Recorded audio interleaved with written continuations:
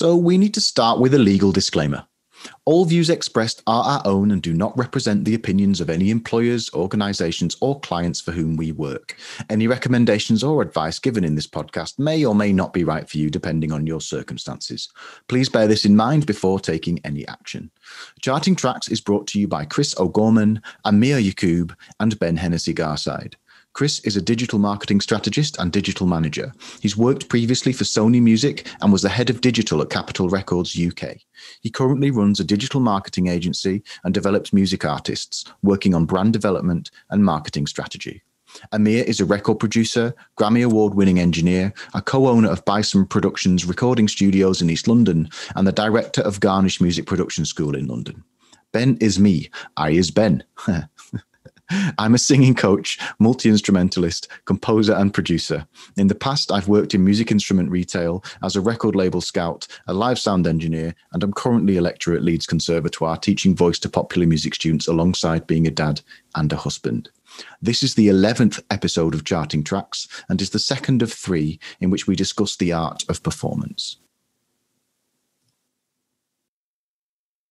What about you in a studio setting, Amir? Like, what do you ever have that experience of a singer? You must have, where they come in and they can sing all the right lyrics and they sing all the right notes and they're in the right place in the bar and they've got a kind of sense of the rhythm maybe, but like it's just sort of a bit dry. Like, and then what do you do with that? Yeah. You know, it's so funny, particularly when we're talking about musical theatre and what people might be doing with their body, what they're doing with their hands. Obviously, if you're singing in the studio, no one knows what you're doing with your body or your hands, so you can forget all of that.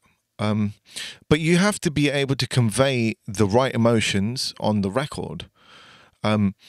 So some things that really, I think what it comes down to for me always is believability. So generally speaking, when I'm working with a vocalist, I don't look at the vocalist, right? Because my concern isn't what they're doing with themselves. They could be doing star jumps or posing like Superman. I don't give a flying F about all of that, you know?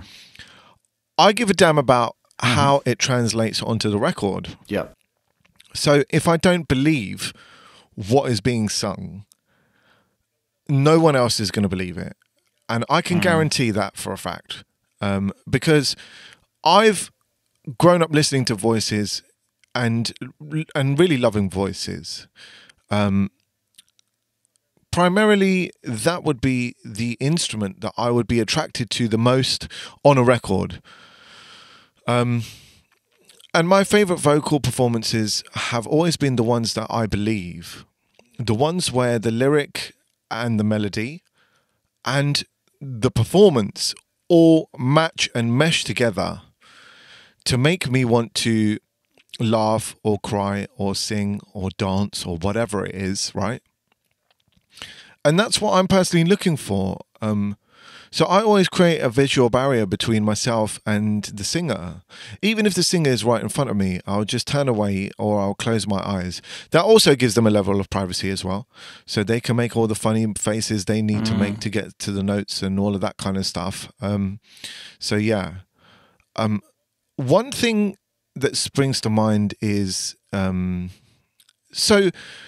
one of the people who I find the most believable and I find is able to paint a picture with their voice is Michael Jackson.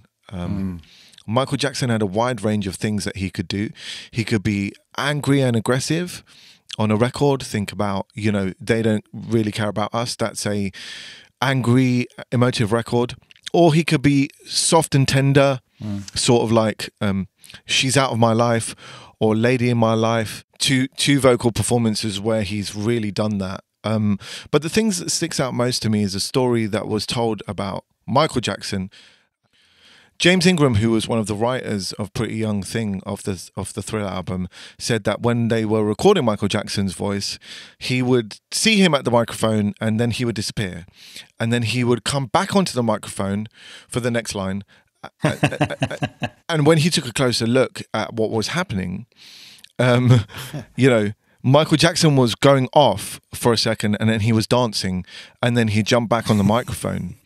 And it was, that's a level of energy that you're bringing to your performance and onto your performance for nobody but for the record, and obviously for yourself, right? And I think this is kind of where the believability comes into it. So, even She's Out of My Life, towards the end of it, he actually started crying. We were talking about maybe controlling the crying, and his voice breaks up, and and then you hear a little sniffle, and apparently that wasn't put on at all. The engineer Bruce Sweetie and Quincy Jones kind of looked at each other and went, "Is this guy crying?" And he was. And it's kind of like, Mike, are you all right? So this is kind of what it is for me. It's the believability. I obviously don't really care what you're doing. I don't care at all what you're doing to get there. But you have to work harder in the studio to give a more convincing performance, because nobody can see you. Nobody can see you when they play the record back. Nobody can see you at all. And that's really what I strive for. I'm striving to bring that performance out. And I suppose it was ever since I heard this story of the Stevie Wonder song "Living for the City."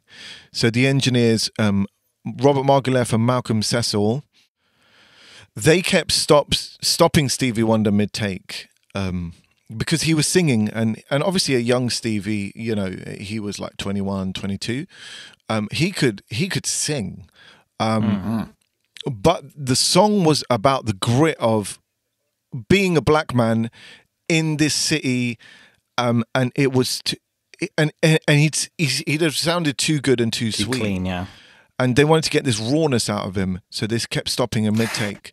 Stop, and they obviously made him angry. I was going to say, but they're trying to irritate him. It's clever. And they got the performance. Right. And that's what it comes down to. That's a smart technique, though. That's a smart tactic.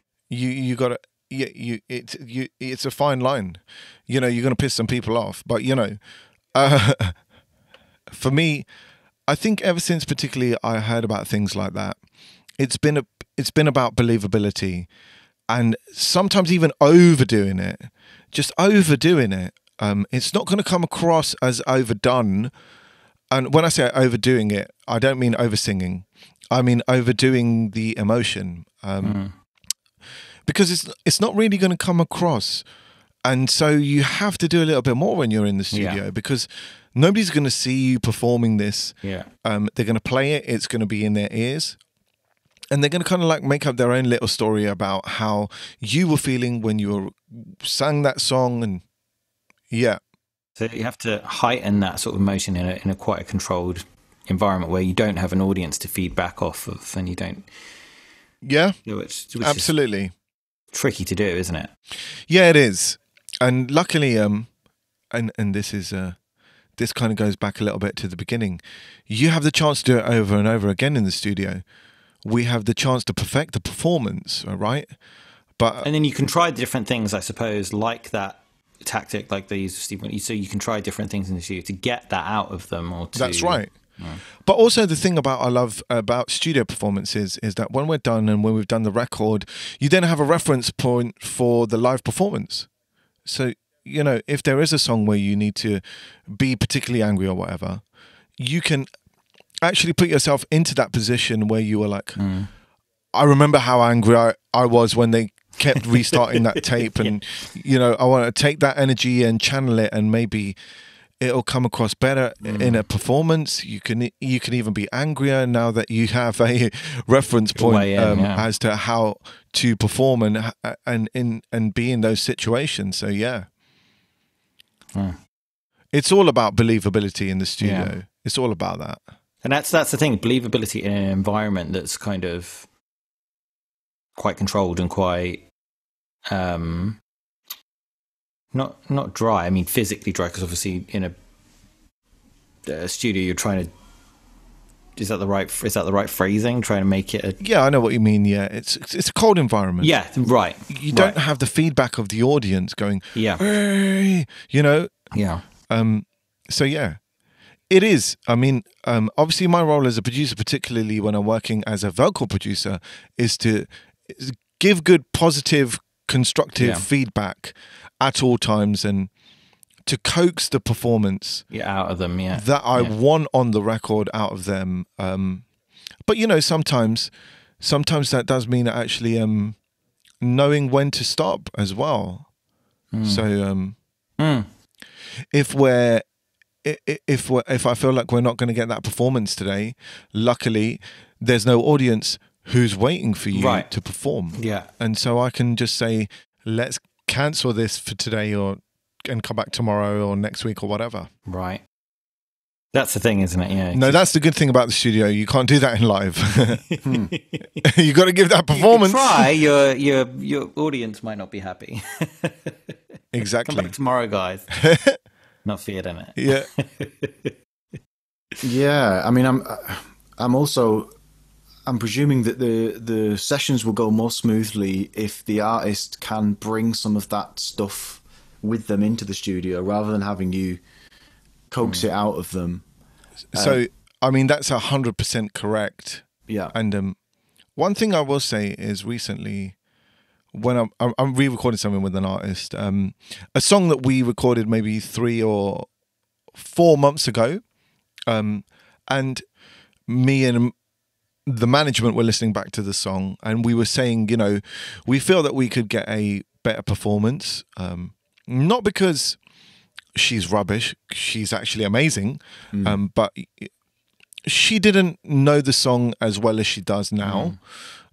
So she's had time to sit with the song and the performance, and she also knows within herself that she can give not even a better performance, like technically or anything, just a more a performance that's more in keeping with the song. Yep. Right, because there are multiple ways of knowing, right? Yeah. And one is this kind of like nuts and bolts, this pitch in this place at that time.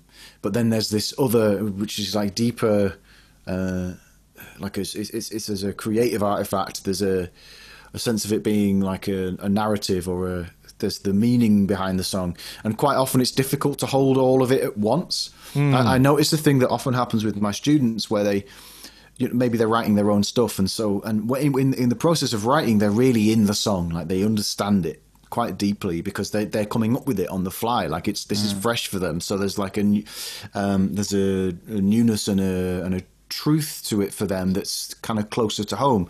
Then as the song becomes more and more refined, and they start like deciding finally on exactly what the specific notes are going to be, and then they start thinking about arranging it, start thinking about other instruments, they start thinking about the overall form. Their attention goes to all sorts of other places, and then when that's in place, then it's like, well, then they need to learn it, and it's just like a nuts and bolts. Right, what are these words?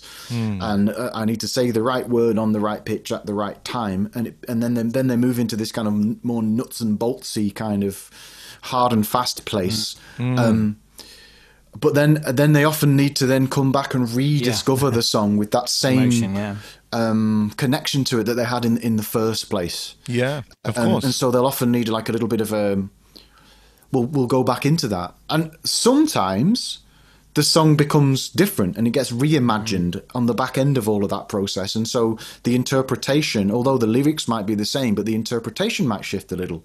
That's right.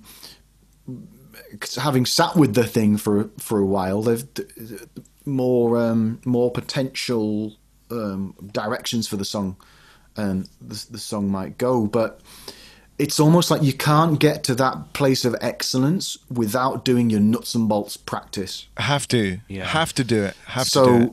Yeah, and that's another really, really important piece of the picture, which is practice. Like, I believe so. Yeah. You know. And it's so a situation which makes total sense to me for that is if we have a studio writing session and we have the singer and the singer is a co-writer, there might be me and one other writer or more than one other writer in the room along with the artist, and the artist is obviously contributing to the writing, but then there's a few of us who are contributing to the writing. So not all of the writing is of the artist. We will put a demo together, of course, and that demo vocal will unlikely be the one that's on the final, because the artist will need to go away and go, okay, that line that person came up with, I need to make that more mine. And I need to really get in that headspace. I know the lyrics and I know the melody because we did it on the day. I recorded the demo, yada, yada, yada. And I think... that's like the scratch vocal, right? Exactly. Like the guide or the... Exactly. And, it's very unlikely in this day and age that you're going to get someone who nails it on the demo vocal. It's not like Whitney Houston, but even then... Whitney Houston didn't just turn up and learn the song on the day. She'd been rehearsing the hell out of it beforehand, right? Exactly. So Michael Narada Warden, he's going to have given the tape to Whitney Houston, and she's going to have sat with that song for maybe 2 days, maybe 1 day, because it was Whitney Houston and she was insane. But when she goes in and does that demo vocal, obviously she's going in, having done the practice, having done the preparation, having learnt the nuts and bolts. Oh, the melody goes like this in this rhythm, and it's this lyric on this note. Nowadays, it particularly more so, unless you're receiving a song and you have had some time with it, if you are writing, you can't really expect to give the performance you would on the final record in that. Right. I mean, some people can do it still, and I would say it's less common because, of course, we have so many chances to do so many takes and perfect it all and all that kind of stuff. But the performance, I think, will come after having just time to sit with that for a minute and almost like... Ben, you used a great word, disconnect from the nuts and bolts, and in a passive way, just allow the answers to come to you in a whatever way you want to look at it. If it's from God, if it's from the universe, or if it's from your nan, or whatever. Yeah. So yeah. Do you think artists rehearse enough then before they come in? Because I know, as you were telling that story, I was like, I think there's a famous story of, I think it's Patti LaBelle, but I'm not 100% sure. I'm pretty sure it is though, of a story where she's, and I think you may have even told me this. I'm not sure. But that she basically, was doing a session, vocal session, and she'd come into the studio and they're all set up and they're like, okay, Miss LaBelle, we're ready to go. And, oh no, sorry. They've said, okay, we're going to start one recording. We're just going to, you go ahead. Like a warm-up one. She came in and sang the song and sang it note perfect and all the emotion and performed as if she was on stage. And okay, great. We're ready to do a take now. And she's like, oh no, I'm done. That's the take. Bye. Yeah. I know who that was. I don't know if it. I thought it was Patti LaBelle, but I don't know if it is. I won't say who it is just in case I get in trouble. Okay. Yeah, I know. Basically, a big female vocalist of kind of like the Patti LaBelle kind of like ilk, if you want to call it that. But not her. Yeah. Yes, it was that. It was exactly that. So she turned up and. She just ran through everything and gave it her all, and they were like, cool, so that was the warm-up, let's go. And she was like, that's all you're getting, mate, see you later. Because I suppose she'd like, well, I've rehearsed this song. Yeah. And I know that I can go in, and I suppose everyone works in different ways. I mean, for her, it's like, each time I go and do a track, it's going to get less and less. Yep. Real. It's going to get less, and the performance will actually be less. Yep, exactly. So that's why I'm going, and you better be ready because it's. Yep. Yep, it's a one-time opportunity only, which is quite funny because that's when the studio is the real time, isn't it? Because it's like, oh no, you're not getting another take from me. That's it. That was it. So you better have it. Yeah. To go back to what you were saying, I feel like people who are really about that life, as to put it bluntly, about the life of being a professional vocalist, or even this translates to musicians, they will have practiced, they will have rehearsed, they will turn up and they will be like, when you press record, I'm ready to nail this one on the first take, no matter what happens. And I will be able to do that if I am required to do it. Because I think most artists would be terrified if you said that to them, you're going to do the song top to bottom and you're going to do it one take, and they'll be like, what now? So this is a thing then, isn't it, for any musicians listening in? Like, do your practice. Yeah. Do your practice. 100%. And you know it shows a level of professionalism, whether you're doing this in the studio or on the stage. The level of professionalism it shows to turn up to something having practiced something inside out, and it's definitely easy to do with a vocal, because all you need to do is find a room where you can just let loose. Right. It could be your bedroom, and you just go, Yeah. It is interesting that, and it's I know Dolly Parton's another one for that, where by the time she's stepping in a studio, she's so rehearsed, and it's like, we're going to just churn these out now, these recordings, and she's like, she'll do a couple of takes on one, she's on to the next, on to the next, on to the next. So she probably won't need more than a day, because and that's the thing, isn't it? And I know, and there's other artists I've worked with where not necessarily in the studio in your setting, Amir, but more, say, if we're doing we're going to do sort of like a video shoot, or we're going to do we're going to do some kind of like acoustic video content for YouTube or something, and I've got our crew, like, not the huge crew that you normally have for an official music video shoot, but still a decent crew. You've got videographer and the sound person, of course, and hair and makeup, blah blah. And there have been times, and I'm not going to mention any specific artists, where the artist just hasn't been rehearsed, and because they think, oh, it's new video, it's not like I'm getting up on stage and stuff, it'll be fine. It's like, and so basically a day where we should have been able to film at least 5 different tracks, we've ended up just doing 2 or just doing 1, and it's like, well, you've got less content to use now. And it's something as simple as, all we needed to do was be well rehearsed. That's it. And we could have churned these out so quickly, and then maybe done some additional ones, done more, and we could have done them twice. We could have done some cutaways. We could have done, and just not being rehearsed meant that then it was like, we've just got less material to work with now. Absolutely. And I would say, I'm sure Ben can attest to this.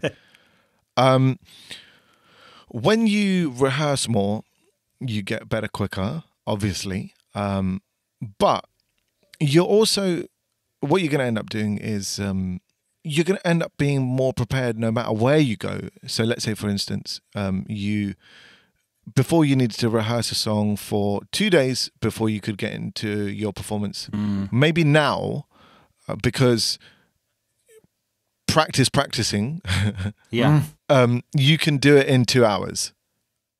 Yeah. And that's right, and that's what it should be, and that's the thing, because I've brought, for instance, if I'm bringing an artist into Vivo and we're doing a video session with Vivo, first of all, we've done the hard work to get them in there in the first place and to get that promo opportunity. Definitely. And then the artist is trying to learn the song there. It's, it's just embarrassing for everyone, and it's just like a waste of an opportunity. And it's like, well, actually, when you're filming this content, or even if it's just like we're filming some content for their YouTube channel, it's just going to be marketing material. It's like, this session should not be for the artist to learn the song or to be necessarily tweaking song or anything. It should be because we want to try different camera angles, and we want to try, we want to spend the time making it look good, and, having the setting right and making sure the sound levels are good and stuff. The time shouldn't be going into the artist learning the song or having to make, having to practice it on the spot. Like, that is not where the time. So it should be so well rehearsed, but by that point that it's like they can just run. Absolutely. Spend the time on getting the best content for them. And Absolutely. it's amazing how even at the top level, there are artists that haven't quite learned that. That don't, yeah. And we end up spending twice as long, sometimes 3 times as long as we need to, just because they're not rehearsed enough. Yeah. Yeah. And I mean, that thing about, I just want to come back to what you were saying before, Amir, which was this thing about, as well as you practicing for the thing that you're practicing for, you're also practicing for every other future time you ever need to practice. Yeah. And so, and this is the thing about, you were talking about Whitney. She's already, before she's been handed that song for the first time, she's already got this real solid foundation of, like, she understands her voice. She understands, I mean, I don't know with Whitney Houston, I don't know what her level of theoretical knowledge is or whatever, but she knows what her voice can do, and she'll have a deep understanding of all the notes that you would expect in Western music, and within her own style. Yeah, at least within her own style. Of course. And so it's kind of like, what that then would mean is, say you were to go into this situation, Chris, and you were filming a video shoot, and there were maybe there's 3 versions of the song. Maybe someone's done a remix or something, and you as the artist, you haven't learned the remix version because you've only done your version. Yeah. But you want to do a slightly different video for the remix version than you do for the original. Well, if you're already used to practicing and rehearsing, like Amir says, if you need to relearn a part of that song because you want to reshoot this video, where it would have taken you 2 hours, it might only take you half an hour because you're a practicer. The practice muscle is... And the practice muscle is developed. And especially if you've been doing your reviewing, plan, do reviewing, that we talked about way back in the series, you're going to have really... yes, you know how to practice effectively. Yeah, definitely. It does come down to effective practice and practicing. I know I said practicing twice. I did mean to say that. To practice. Yeah, absolutely. Exactly. It's just going to make you so much better, so much stronger. It reminds me of when we were talking and Chris asked the question of when we're in the studio, do we write in the studio, and do we find that we have the time to do that? Obviously, if I was in a studio which was an independent studio, it costs less per hour, so maybe I do have time. However, if I'm in a studio that costs £2,000 a day, do you think I'm going to stand around and just twiddle my thumbs? Hell no. No. I did, and if I was the manager of that act or on the label side, I'd want to know, okay, we've got a day of studio time, how many tracks can get recorded in that time? Exactly. Yeah, exactly. So I want the most amount of tracks we can get done. Like, imagine you were doing a live record, you would have to turn up, rehearse for that, because there's no doubt that in my mind, like, I'm so lucky to work with many of the musicians that I do, vocalists and musicians, or should I say instrumentalists. They do turn up practiced and rehearsed and all of that kind of stuff, and they know what they want, and my job is to capture that, but also to coax a little bit more out of them, and kind of like if there's more they can bring to it. I work with a phenomenal guitarist quite often, and I'll use him as a session musician, and he comes in, and he can walk out within half an hour. I would be done with him within half an hour because he's so on point. He's unbelievable. And prepared and practiced, and he's obviously a phenomenal musician, no doubt about that. But he also has the right attitude when it comes to learning, when it comes to rehearsing and practicing. And, being around those kind of people just makes you step up your game as well. If you're not doing that yourself. Do you think there's a difference then between artists and sort of pro jobbing musicians? Because I think like for those musicians, it's sort of like they're showing up for work. So it's like, whereas I think a lot of times you don't really get that from the artist, even though you're showing up for work as well. Like this is... It depends on this is where the artistic persona stuff starts feeding in Yeah. too, right? Because there are some artists that need to look rebellious, Yeah. and will live out that rebelliousness by not doing their practice, or by, Yeah. you know, or maybe they've done their practice, but they'll get trolleyed the night before, and that's that's part of because their thing, because they practice so much. They can do that then. Yeah, because absolutely. they've already done the work ahead of time. Oh, hell yeah. Yeah, maybe. But then, for some musicians, practice is just that's not what they do. And that's fine if that's not what you do. Like, if that's not what you do, just make sure whatever it is that you are doing, you're not going through your day detracting from that which you're trying to do. If you want to go through your day winding people up, right? And there are artists for whom that is absolutely, like, that makes perfect sense. Like, in terms of who you are as your persona. If you go through your day winding people up and wasting record labels' money, irritating people, not appearing professional, fine. Like, just be that. Know that that's what you're being, and know what's going to come along with that, right? Which is, unless in the act of being that person, you're bringing in money some other way, right? Whether that's by just getting in the newspaper all the time, because that behavior is the kind of behavior that gets you in the newspaper, or whatever it is.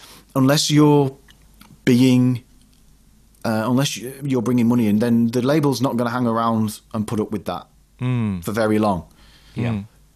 That said, the labels have done in the past and will put up with that if it brings the money in. If it's bringing money in, do you know what I mean? You'd be amazed what people are willing to put up with if they're getting paid to do so, right? If it's making office, or if it's a successful act and it's working and it's I will say though that whole rock and roll, kind of let's be a dickhead thing, right? That whole thing.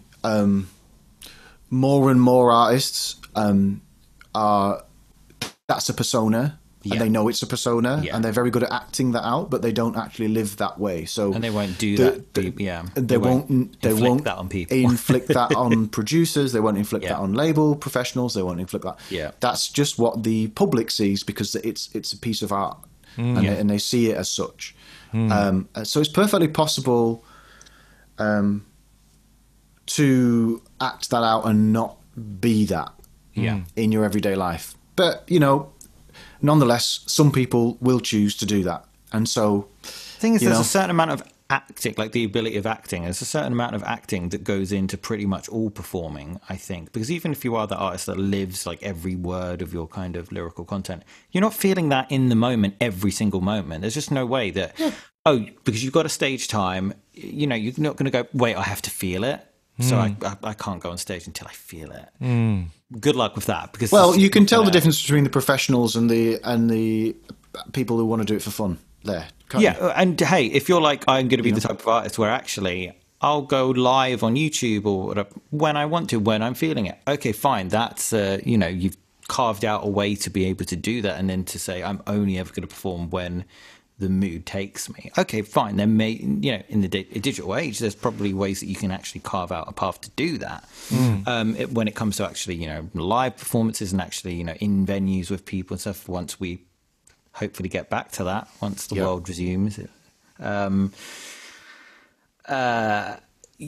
There's normally, even if the most rebellious kind of act or artist, or that wouldn't want to be seen to be, no, I'm so real and I'm feeling every moment of my, they can't be feeling it 24 hours a day, because I mean, for some of those you're asleep, first of all, but also like you're just not going to be at that heightened emotional level all the time. So there is some level of acting in the, okay, I'm performing now, so I need to step into that how I felt then.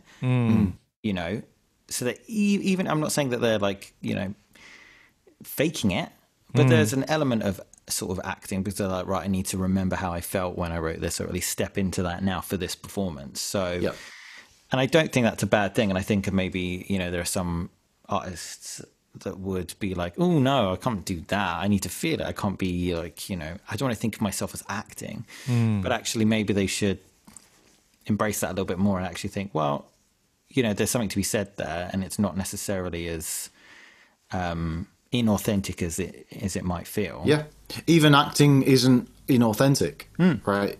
I think often when in the process of acting or creating something, right? I suppose in the act of when you say you're creating something, that you're producing something which wasn't there before, and then in that sense there's a kind of inauthenticity to it, like it's not already here, it's a new thing. So there's an invention of some kind, right? And if we're inventing ourselves, but that doesn't mean it's not true, because sometimes in the act, by acting something out, we're pointing at something that is true. Yeah. And if it doesn't connect with your fans, then it won't connect with your fans. There's something that you're reaching into them, and it's touching something true. Even though you might need to, wear a mask or whatever to create that thing in them. So we've covered quite a lot. We've talked about practice. One thing I really wanted to talk about was warming up. And this is another example of stepping outside of the and I said performance then, and we're talking about performance, right? Stepping outside of the performance to prepare for the performance. Yeah. And again, this thing about authenticity, like people take singing, right? You're gonna sing technically better if you warm up and if you cool down. You're going to be less likely to do damage to your voice. You're going to be able to perform for longer. You're going to be able to perform more often if you do a warm up. Often the resistance that comes to warming up is this authenticity thing. Like there's something that feels kind of fake about it, and daft or silly, or you're making funny noises, or and I mentioned Noel Gallagher before. I've heard him talking about warming up, and he talks about how all of his backing singers are making these funny noises, which are the funny noises that I teach my students to make often. And there was something in him taking that attitude that supported his truth, his authentic self, that actually might get in the way of his ability to perform. It also might not, because again, this is the thing. What is the performance when it comes to Noel Gallagher? Him talking about warming up being this silly thing that proper singers do whilst he's just being himself. Yeah. For him, the him just being himself piece is the performance that matters, over and above being able to hit the right note at the right time consistently, night in, night out. Whereas for the session musicians, they'll be on his gig, right? But they'll be on another gig maybe the following night.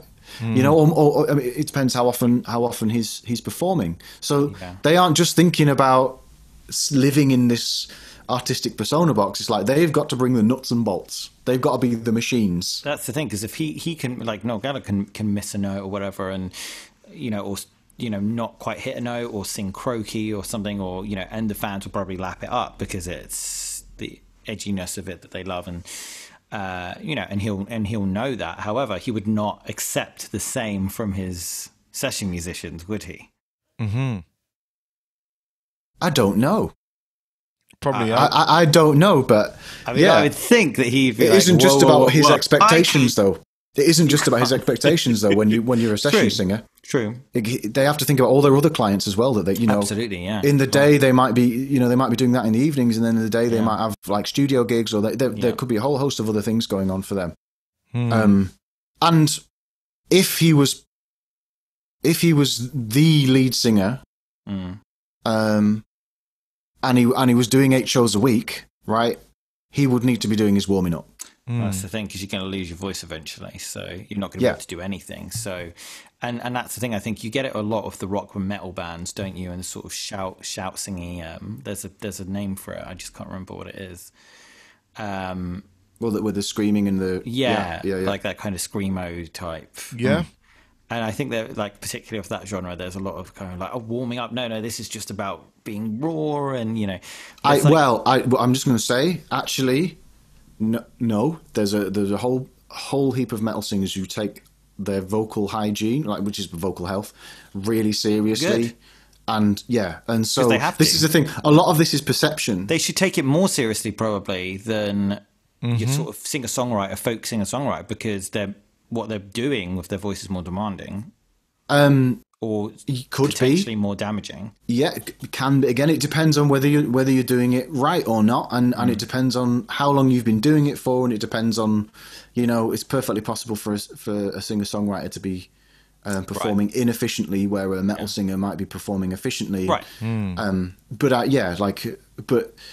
agree, because the sounds they're making are outside of likely what they're not ordinary sounds that people are likely to be making in their everyday life. There is more kind of attention to technique. If you want to sustain your voice use over a long period of time, it's going to be quiet. And I would say the same as well, as far as every instrument, right?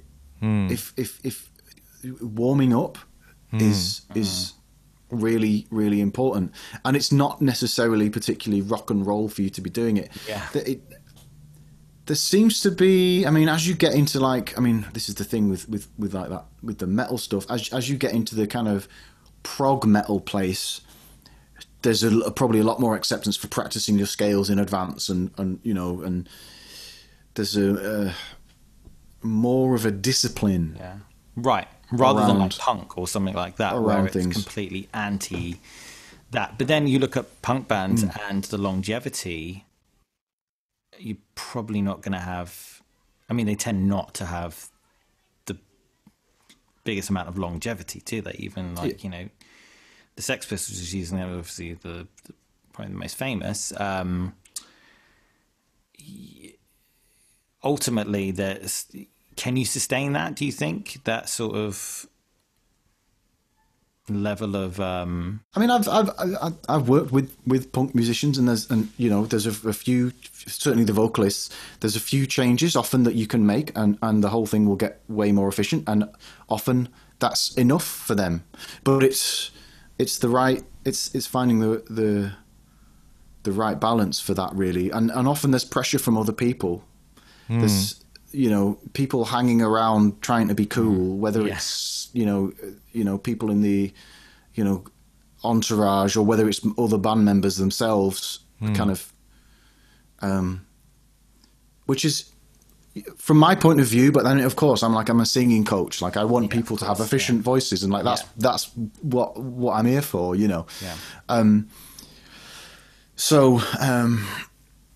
that bothers. It often bothers me when people aren't doing the basics when it comes to warming up.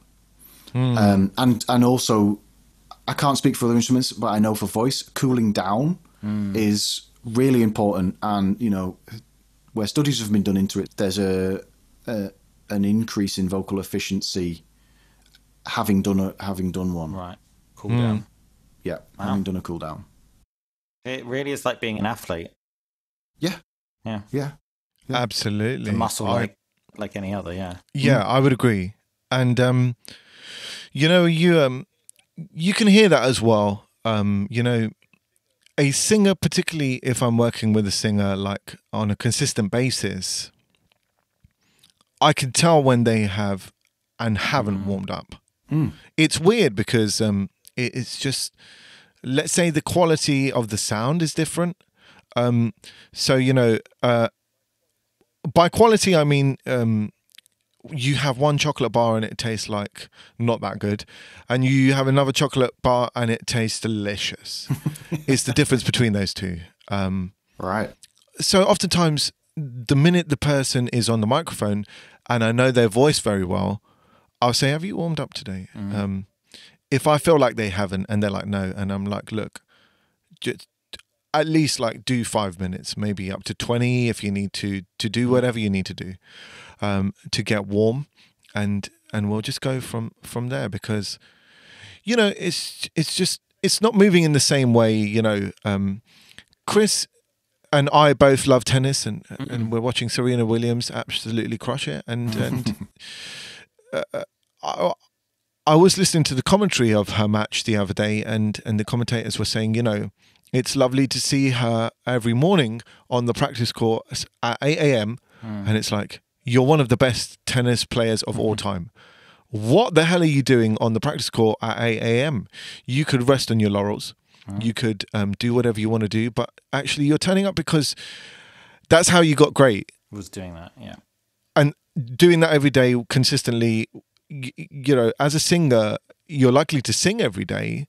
And I would say a lot of I'm not gonna try and pretend I'm a voice coach or anything, but I work with voices often, and a lot of people that I work with, that they say, I love to warm up in the shower in the morning because I've got all the hot air and the steam around me, and it can help to make my vocal cords feel better. This may not be sound advice, but I'm going to defer to Ben on that one. But even some singers using straws and bottles and all of that kind of stuff, I see a lot of that happening, and it's a nice quiet way for them to practice their scales or lines or passages of the song which they feel might be tricky for them to kind of get to to hit correctly, as it were.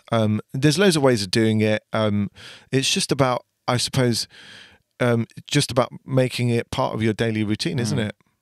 Yeah, and I can't speak too much for every instrument, but I know every instrument, there will be a healthy way of warming up, and it's a thing that you ought to be doing. But I know for voice, it's really important to distinguish between what's a warm up and what's a workout. Right, the difference between practicing something and warming up in preparation to perform. That because you said up to about 20 minutes. Yeah. And I would encourage my students to be doing that, but a large portion of that 20 minutes actually isn't anything in the voice. It's body work. Oh, okay, cool. Yeah, and it's unvoiced sound making. Yeah. So yeah, it's much more than 20 minutes, including a lot of stuff that's not actually even singing directly using the vocal folds. Much more than that, and you're actually just fatiguing the voice needlessly. Right. Now, I can't speak for other instruments. I don't know what the recommendations would be, but I expect that there will be an amount of time and a certain set of actions that make sense for a given instrument. But nonetheless, that distinction between a warm-up and a workout is important. Yeah, obviously. If you're on a gig day and you've got a 2-hour gig, you don't want to be doing a 2-hour practice. Certainly from a vocal perspective, kind of right before going on to that performance. Of course. So you might actually make it worse. You can over warm up. I guess is the point that I'm making. And so balance is important, and finding whatever your instrument is. Yeah. Getting the right balance. I mean, yeah, you wouldn't see Usain Bolt actually running the 100 meters full pelt in warm up to run the 100 meters full pelt, would you? And you won't see Serena Williams doing the same practice routine on a match day as on a non-match day. Yeah, exactly. It's going to be a different routine. She's not going to, be hitting a 124 miles an hour serve every serve in practice. Yeah. because she's obviously trying to just get the actions right, the rudiments correct, as it were, you know, so that when she does perform it at a quicker speed or at a higher intensity or whatever, it's going to pop off in that way. It goes back to what Ben was saying about nuts and bolts, you know. Many of the artists and the singers that I work with, and even the instrumentalists, of course, they will be rehearsing and practicing in a different way.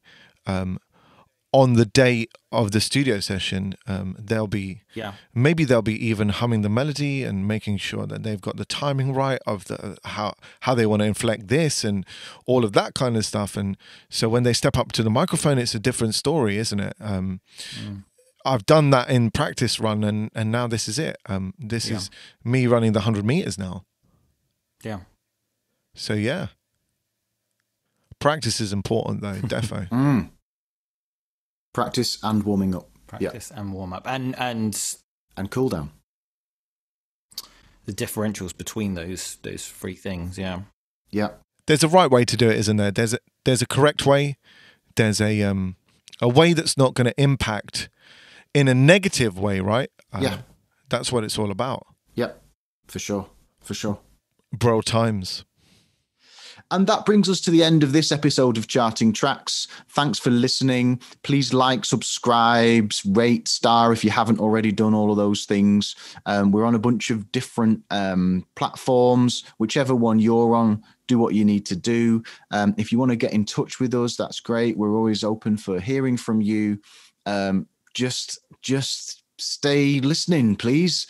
Thank you, and see you next time.